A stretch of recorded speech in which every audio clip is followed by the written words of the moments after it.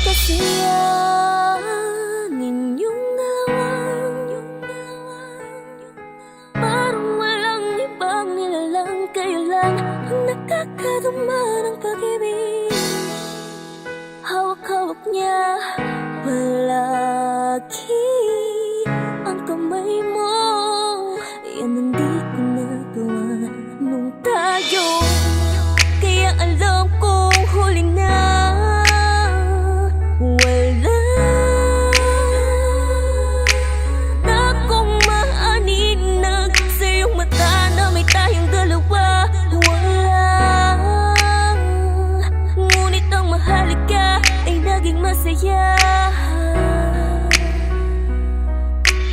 Kahit na sasaktan ako, makita kayo.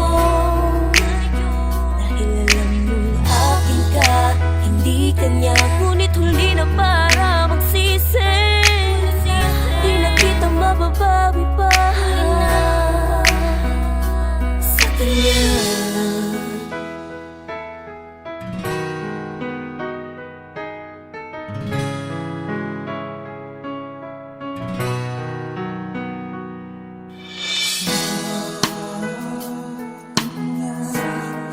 Sa kanya ka sasaya,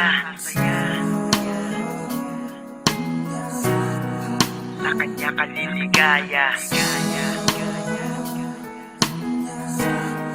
sa kanya ka sasaya, sa kanya ka liligaya. Paulit-ulit storya natin, malamang nagsawa ka na.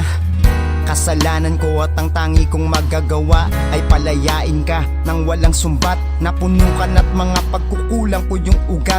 Inani ko ang bunga ng ating mga pagtatalo. At ang masaktan natural di ko maitatago. Pero di kita masisi, ako yung maraming sala. Ako yung hindi natuto, pinagwawalang bahala. Ang damdamin mo nasanay na sa panunuyo mo. Kahit akong laging mali, ngayon sa kanya na ang puso mo. Inamin mo ang hirap tanggapin, nakakapagal. Kung napamura ko ay dahil sa pagmamahal. Pero sa kabilang banda gusto ko mapabuti ka. Bukod sa kasalanan ko rin, bukod sa huli na pagmahal mo, di ba gusto mo siya'y maging masaya? Mahal kita kaya ang gusto ko maging masaya ka sa kanya.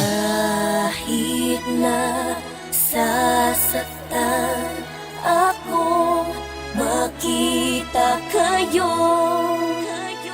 Dahil alam mong akin ka, hindi kanya. Ngunit huli na para magsisi. Di na kita mababawi pa